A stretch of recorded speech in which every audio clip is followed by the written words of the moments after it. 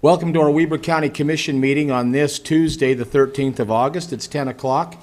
We'd like to excuse Commissioner Bolos, who may join us via Zoom. But Recording in he's progress. not there, but we do have Commissioner Frohr, who's seated to my immediate left. We'll move forward with this meeting by calling the meeting to order and asking Miss Lisa Gosline, who's in the audience, to do the Pledge of Allegiance.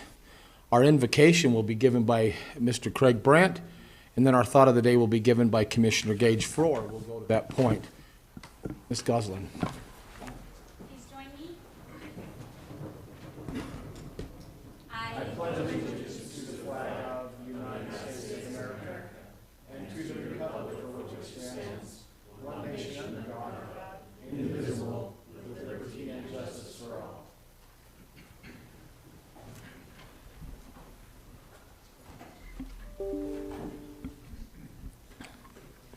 Our Father in heaven, we thank Thee for this wonderful day. We're grateful for the rain. We're grateful for the opportunity we have to gather in this forum. We're thankful for this county and for all who live within it, for the families and friends that we have, and ask humbly that Thy blessings will be upon them and their families. We pray at this time for this meeting that it will go smoothly and that we'll be able to conduct the affairs of the county in a way that's pleasing unto Thee. We pray in the name of Jesus Christ. Amen. Amen. Amen. Well, Commissioner, my thoughts could go a couple different directions today, but I think most importantly, I think some of us experienced a 4-year event here over the last 2 weeks. I think it was actually 17 days with 10,000 athletes that went to Paris to perform in the 2024 Olympics. And I'll be honest with you, I'm a Olympic junkie. More than once, I found myself yelling at those runners or swimmers, jumping up and screaming at the TV, "Run! Come on, get across the finish line." But that's the kind of guy I am. I like to encourage people. I like competition. And at the end of the day, I think we can look at the Olympics, in my opinion, one of the best Olympics that, from a participant standpoint, that I've actually experienced in my life. But one article came across I thought was pretty important because everybody's focused on winning. We all want to win at some point. Sometimes we want to win at all cost. And there was an event that kind of caught my eye. I'm just going to give you the highlights here if I could. So there was a race, and I don't know exactly, I don't know if it was 10,000 meters is exactly what it was, but a Kenyan runner named Mutai was just a few feet from the finish line, but he was from Kenya, became confused with the signage and stopped before the finish line, thinking he'd completed the race. A Spanish runner, the runner behind him, Ivan Fernandez, was right behind him, and realizing what was happening, started shouting at the Kenyan to continue running. Mutai didn't know Spanish, obviously, and didn't understand what was going on. Realizing that the Kenyan didn't know what was taking place, Fernandez, the Spanish gentleman, pushed the Kenyan, Mutai, to victory.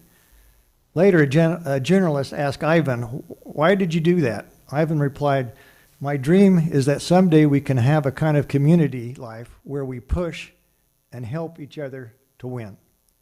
The journalist insisted, "But why did you let the Kenyan win? You could have won." "I didn't let him win," said Fernandez. "He was going to win. The race was his." The journalist insisted again, "But you could have won." Ivan looked at him and replied, "But what would be the merit of my victory? What would be the honor in that medal? What would my mother think of that?" Values are passed on from generation to generations. What values are we teaching our children? Let us not teach our kids the wrong ways and means to win. Instead, let us pass on the beauty and humanity of a helping hand, because honesty and ethics are, at the end of the day, winning. So I think we need to redefine what we classify as winning. Let's look at honesty and ethics and integrity as a true win. That's my thought. That's a wonderful thought. That's a wonderful thought. Boy, I hadn't heard that story. Yeah, just came out. You know, and that's, He also won the gold medal in his mother's heart, which probably is, even on a world stage, is more worthy than the greatest sports stage in the world. Well, I think the point is what value would that medal have, knowing that he didn't actually win the race? I think we all look for that experience. We all want to win, but at what cost? Yeah. And I got to admit, I don't think every person would have done that. Would have been too easy to take that medal and let him hang out to dry there in second place. But anyway. That's a great thought. Thank you. Thank you. Okay.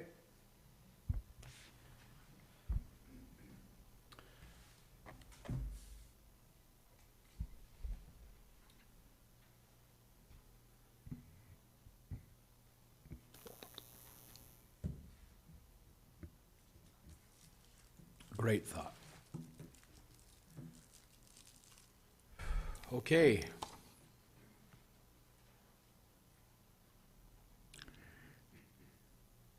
It's wonderful to see when the character of man outshines things like that.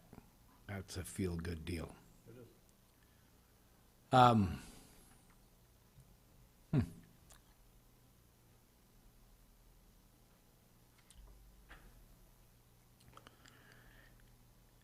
We're going to move on to our commission agenda here.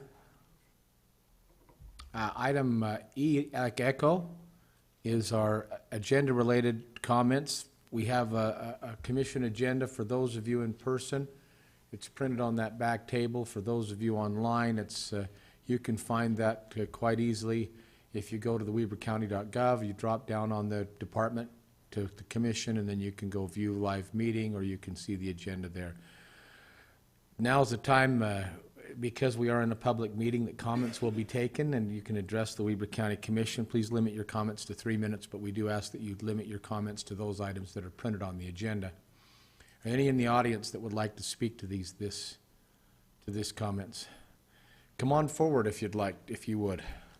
State your name, the city from where you're from, and the nature of what you're talking to us about today. I think we already know, but go ahead. Sure thing. Commissioners, my name is Joe Silverswag. I live in Murray, and I am here today to talk to you about the Comcast franchise agreement. I just wanted to take a minute to give you a little bit of an update on what Comcast is doing. The first, I think, most important thing is that we are building out a great deal of Weber County. We just signed a franchise this year with Huntsville, building out Huntsville. We're also building out the rest of the Ogden Valley. The plan right now on Comcast's own budget, so this isn't using any federal dollars or anything along those lines, is adding 4,712 new households and businesses to our network. Everybody up there is going to be getting a fiber to the premises network, so we're going to be offering multi-gig symmetrical speeds to those residents, the full suite of television services, high-speed broadband, home security, telephone, and then, of course, our Comcast Business Service, best-in-class business service to businesses up there. So we're thrilled to be doing that, looking forward to building out those communities, and really upgrading our network throughout. So right here in Ogden, we're adding a lot of speed and capability to our network, and even on our current systems that are hybrid fiber and coax, we're going to be offering those multi-gig symmetrical speeds, as well as a new range of wireless products similar to what you're getting with other home wireless internet. So thrilled to be not just investing in this community by renewing this franchise, but also by investing millions of dollars and a lot of man hours to build out this community, add more passings, and improve the quality of service to everybody in Weber County. Thank you so much for your comments. Any others?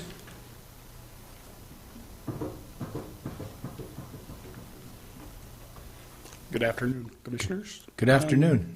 My name is Greg Bateman, and I just wanted to clarify. What city are you from, Mr. Bateman? I currently live in Riverdale. My hope is, well, I will be, within the next 9 to 12 months, a homeowner with my wife in Winston Park. And I see it's on the back page, so I don't know if it's available for me to comment now. You could go ahead. You can do that now. Okay. All right. So as you know, there's been some requests for changes in what some of the open space in Winston Park development was going to be.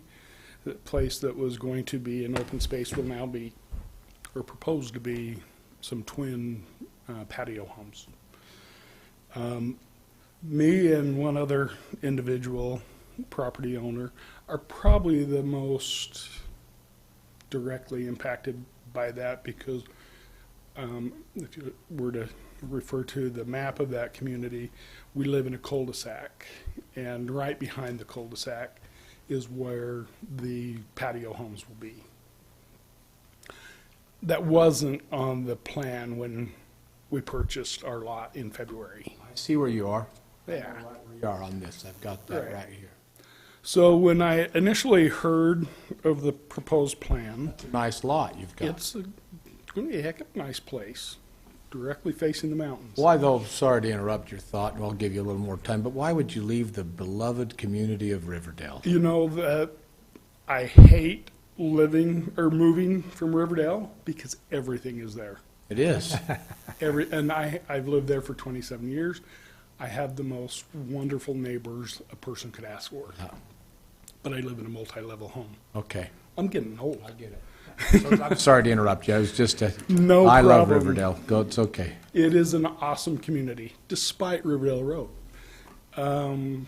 But so when I heard of the proposed changes, I frankly was pretty irritated because I wasn't. When I purchased the lot, the intent was there would be this open space behind me, significant open space, which now is proposed to be patio homes. And I didn't quite like the thought of that. As I've spoken to the developers, there will still be a significant open space behind me, but not to the extent that it was. And as I further evaluate that, it is still rural. There are still wildlife. In fact, to this day, from the time we purchased the lot, there's the carcass of a coyote on our property, but just an indicator of what wildlife is out there. And so this open space, not believing it's in the plan of the HOA to maintain that as a well-manicured lawn park area, as I consider more, it's probably going to be more of a habitat for critters that I don't really want in my backyard.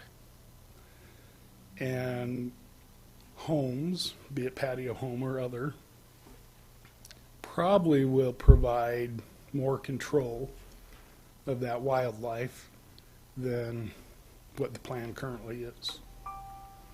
So my wife and I have met with the developers and I think we can live with what their plans are if approved by the commission. And we're really looking forward to living in that community.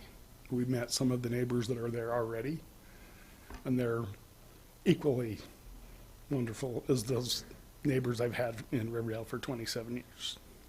I hope I can be the neighbor that they deserve as well. But it's a good community. It looks to be. Changes, I think, could have probably been addressed differently from the developer from the onset if the plans were in place prior to me knowing about it or purchasing the lot. I think there could have been more transparency in what the plans were. But that's past. People, the developers have a significant investment in that community. And as a property owner now, I can live with what the proposed changes are. And it is different than when I first learned about it. We all grow a little bit. So, Thank you, Mr. Bateman. Do me a favor, will you? uh-huh. First off, there's a story, but I'm not going to get into it now. But I loved your story about where you came from and where you're headed to and your thought on neighbors. And you likely are that neighbor that everybody's going to hate to see move because you're that kind of guy. But Shelley, would you raise your hand back there? See Shelley back there? Will you leave your contact information, your phone number and email with her? Certainly I'd will. like to visit with you a little more about that. You bet. Thank you if you'd Thank be you. able to that. Thank you. Okay. Any more that would like to address the commission? Any online?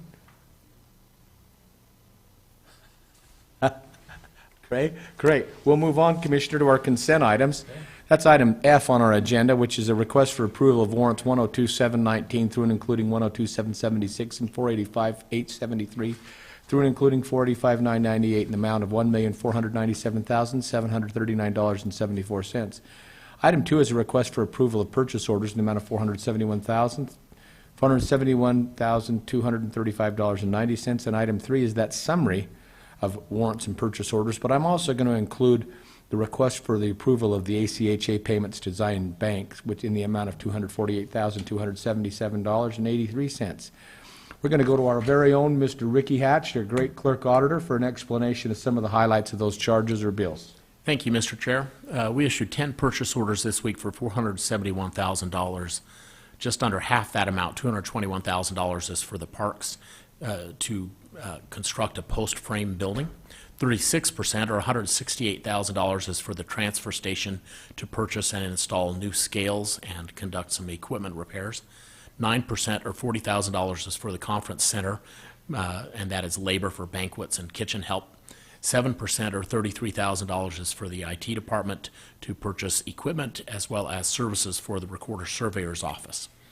184 warrants were issued this week for $1.5 million. Just under half that amount, or $705,000, is for the transfer station, and that was almost exclusively for disposal fees. 9%, or $134,000, was a pass-through payment from the health department to Ogden School District. And then we had 3 items at 6%, or about $95,000. One for the library to purchase books and materials, utilities, and software services. One was for the Weber Housing Authority to conduct building improvements. One was for dental, disability, and vision insurance for employees. And then we had one amount at 5%, or $81,000, for roads, and that was to purchase asphalt and other road supplies. Thank you very much. Commissioner Frohr, do you have any questions for Mr. Hatch on any of those? No, Mr. Hatch very clearly communicated it. He's a good communicator. Great. Commissioner, I failed to mention Tom Hanson, who's the city manager of Washington Terrace, seated in our audience today. Tom, welcome to join us. You'll appreciate you being here with us today. We're so honored to be. Honored with an H. Item 5 is a request for approval of new business licenses. Item 6 is a request for approval of minutes for the meeting held on August 6, 2024. Item 7 is a request for approval of County Human Resources Policy 2-1000, the background checks.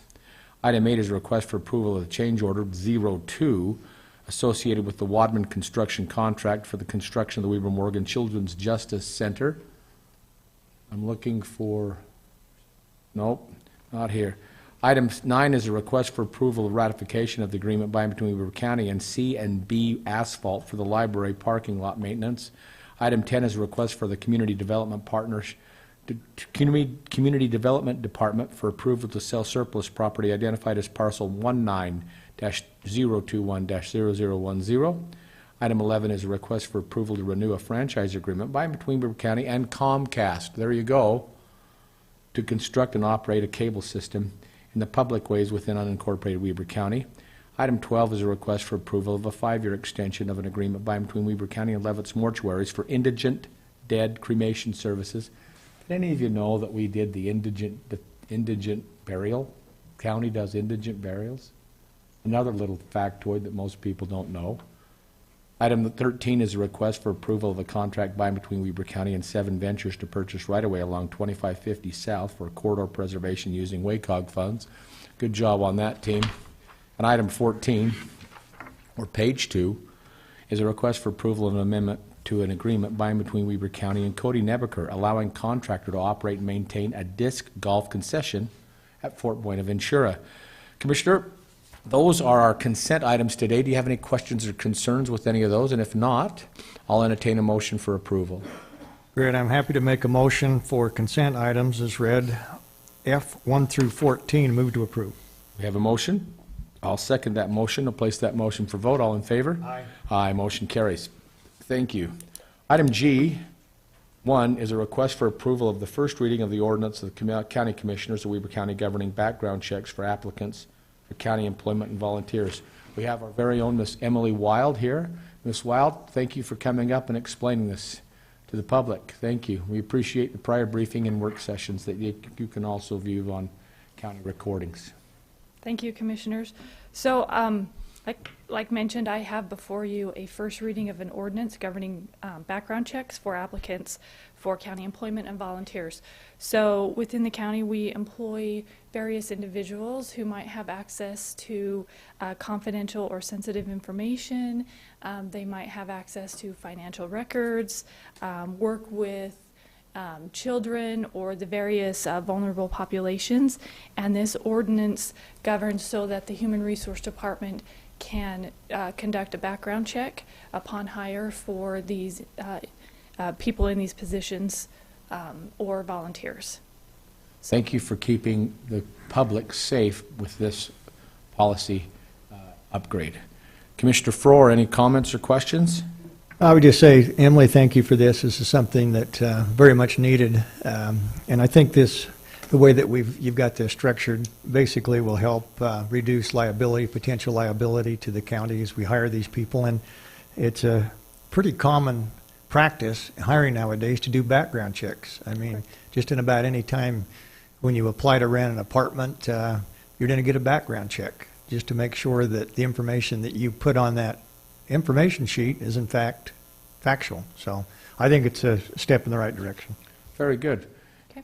If that's the case, would you mind making a, No, I'm happy to make a motion to approve the first reading of an ordinance of the County Commissioners of Weber County governing the background checks for applicants for employment with Weber County and volunteers, as presented by Miss Emily Wild this morning. I'll approve that, place that for vote. All in favor? Aye. Aye, motion carries. Thank you. Thank you. Ms. Rollins, if you'll make your way up.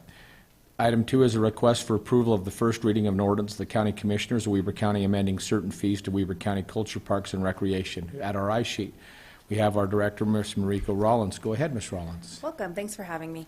As you know, the cost of ice statewide can vary widely depending on the municipality or private group that owns the rink. The highest price of ice right now in Utah is $395 an hour. The lowest is below $150 an hour. Let me interrupt you. When we're talking about ice, we're not talking about the ice that you go and pick out of that little cabinet when you go to your favorite little market to put in your drink. We're talking about ice that you skate on or curl on or have activities on. It's a much larger piece of ice. Thank you, Ms. Rollins. Go ahead. Yes, and it's our largest commodity. We provide a world-class product. So every year we've taken the steps to gradually meet the market needs by raising the cost of the hour of ice and balancing that with concessions prices and other things that we sell at the rink. So our proposed rates are before you, and this will take us to this year's raise, and then next year we'll assess the market with the new opening of Southtown and other rinks that are going up. We'll have another adjustment. Great. Well, does that conclude your presentation, Ms. Rollins? Commissioner Frohr, who, by the way, you talk about the Olympic spirit, but I was going through some photographs that were 20-something years ago, and I watched as the Olympic torch came up Washington Boulevard to the south and was exchanged as Harrison Boulevard intersects Washington Boulevard. And that torchbearer was a dark, full-headed, haired runner, Gage Frohr. I looked at it and I thought, wait, he looks familiar. And as I studied it, I thought, what a difference a couple of decades makes. But he was a runner, a great runner actually for Weber High School, cross country and marathons, and done many since then. So a perfect person to have that. But also, where I was leading with that, but also was a coach. He's been a hockey player, but a hockey coach, and coached a lot of little things. So if anybody knows ice, it's Commissioner Frohr. Any comments or questions relating to this? Well, thank you for that introduction that I really didn't need, but appreciate that.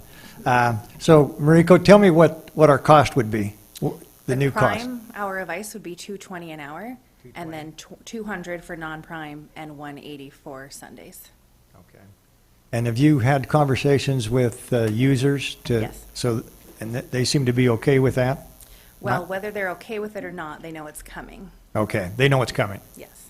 All right, well, and they may not be happy, nobody wants to spend more money or pay more money, but we know what our costs are, and we do have a great product up there that, and with the Olympics coming up and young skaters coming up every day, we're very fortunate to have the ice sheet here in Weber County.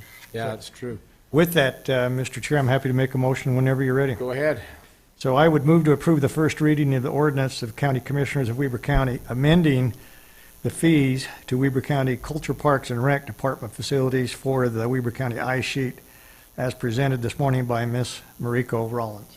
I'll second that with a brief comment. Go ahead. Most of you know that anything, when you have a public facility, whether it be a ice sheet, a fairgrounds, a public park, anything like that, it is supported by taxpayers. In Weber County, that means it's supported by your property tax. Not so in Weber County. Not so in Weber County. Property taxes don't make up the shortfall at our facilities.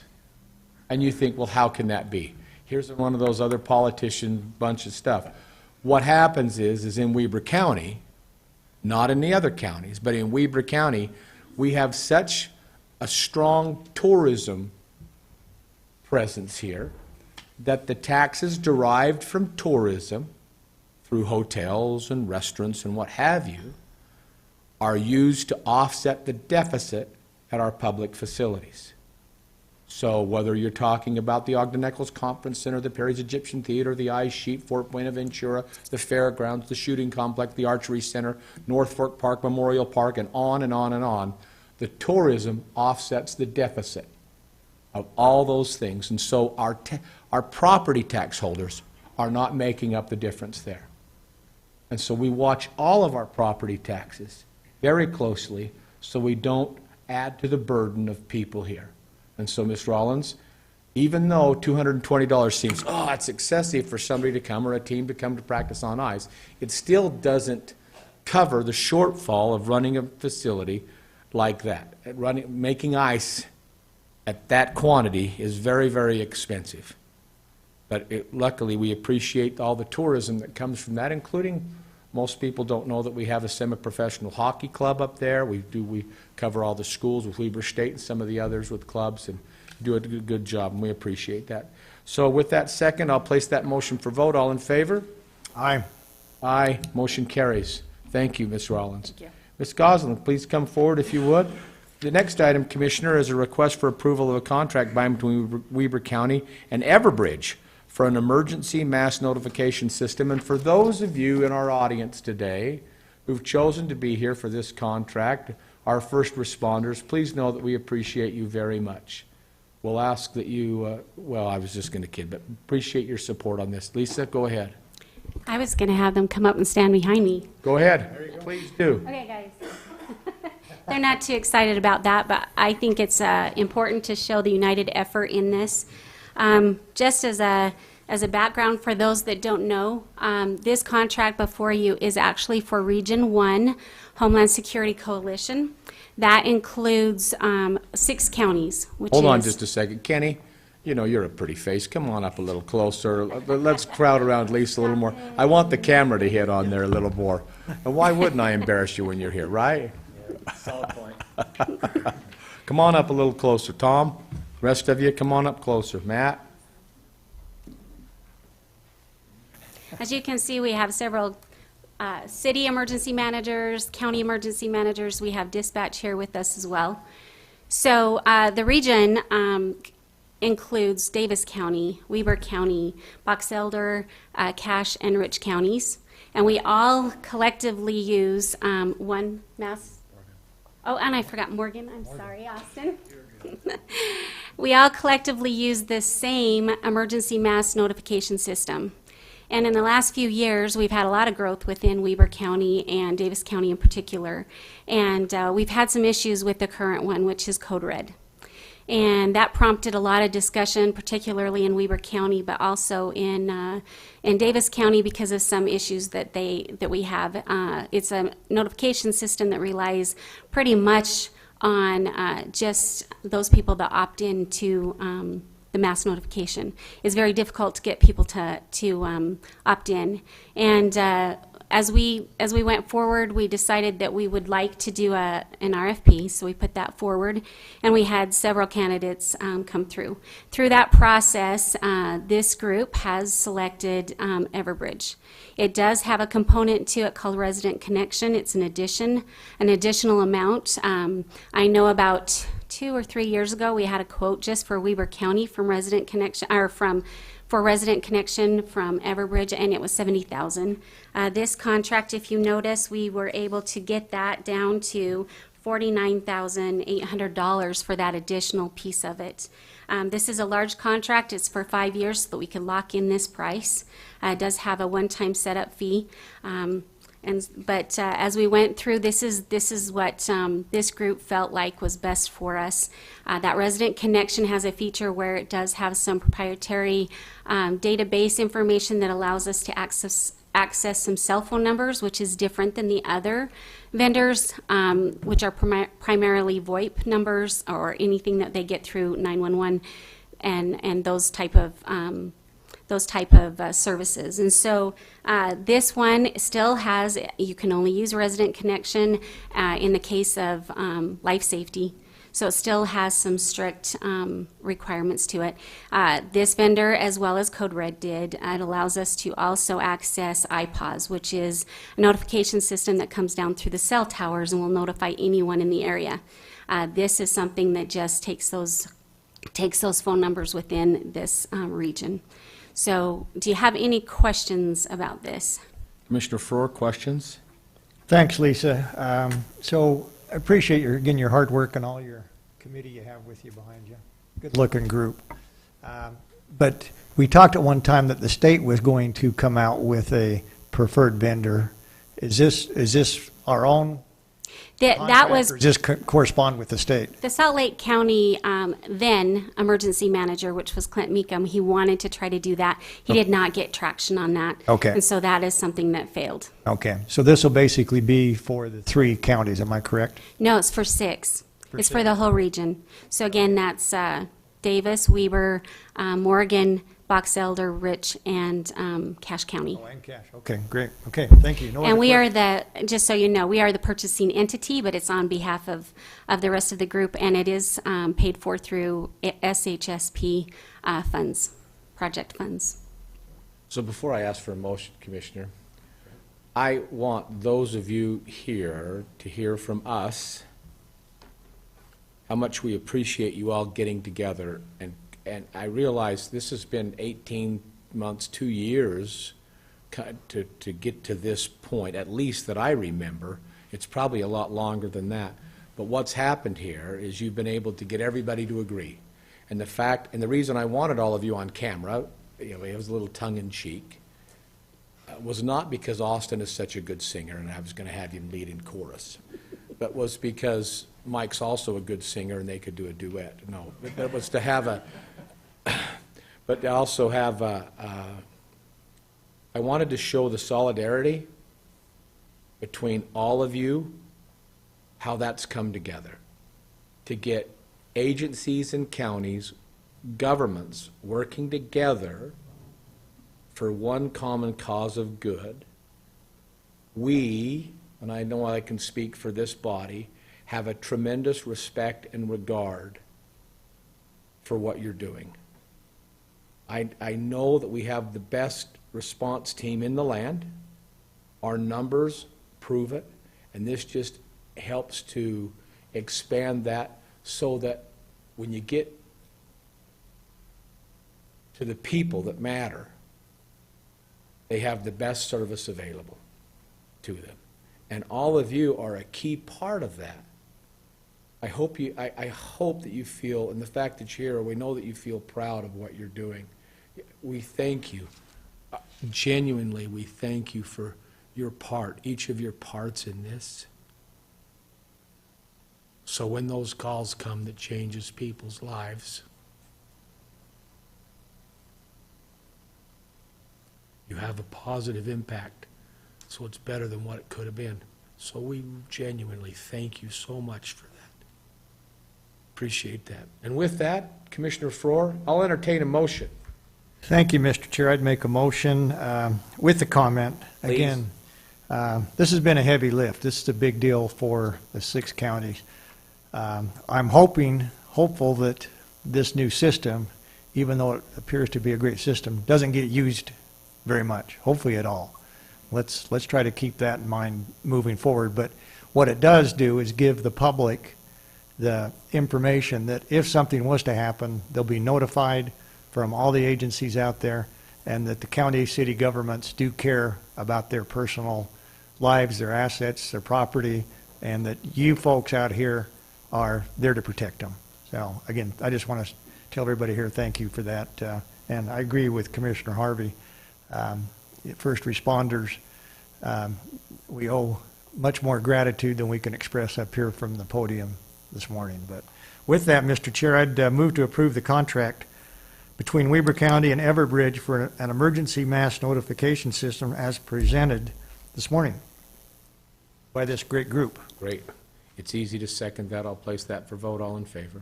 Aye. Aye. Motion carries. Thank Thank you you. very much, all of you. Thank you. Thanks, Lisa.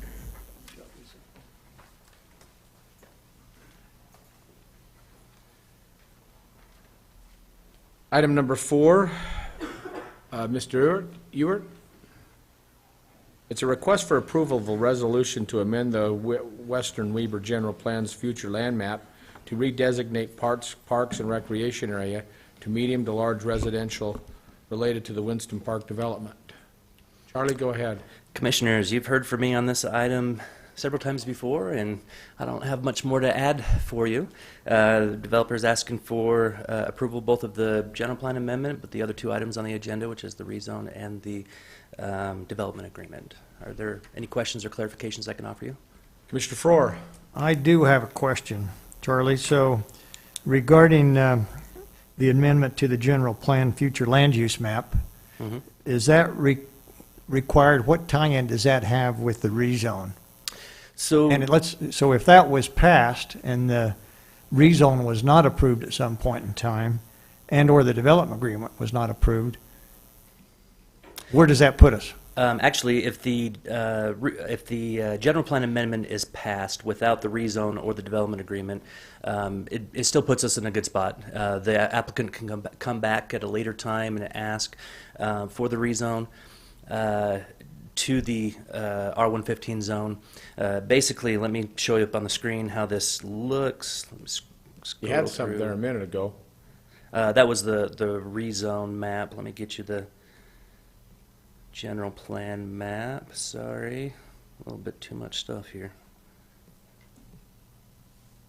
Getting there. So your current general plan has some green space, some parks and recreation space on this property. Well, I'll just explain it to you. It's got a little bit of green space where the open space of this original Winston Park subdivision was platted. Here we go.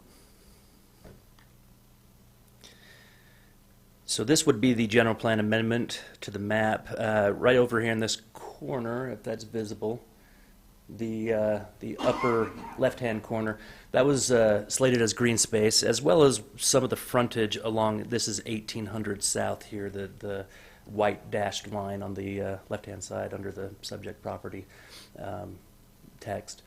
That was slated as recreation and parks. This change would just allow the applicant to come back in at a later time, looking to change their open space area to residential. So you can separate the general plan amendment from the rezone. If you were to deny the rezone today, or if the rezone were to fail, they wouldn't be able to reapply for a rezone for another year for the property.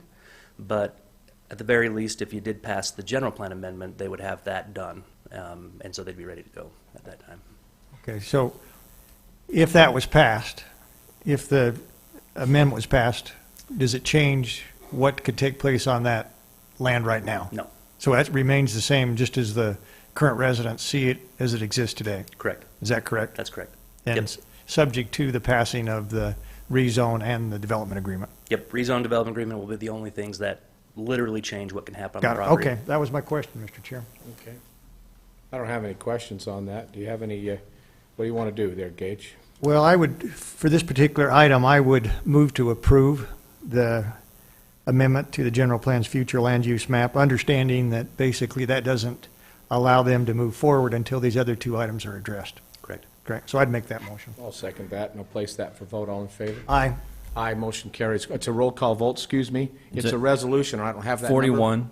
41-2024. 41-2024. Go ahead, Mr. Brandt, for the resolution. Roll call vote for Resolution 41-2024. Commissioner Faur? Aye. Chair Harvey? Aye, motion carries. Thank you.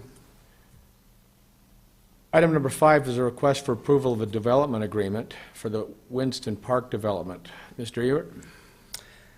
Same comments as before. You've seen all this before. So we got the development agreement and the rezone should go together. If the development agreement is invalid, then the rezone is invalid, and if the rezone is invalid, then the development agreement is invalid. So they go hand in hand. Basically, just looking to plat that property out, the open space area in Winston Park.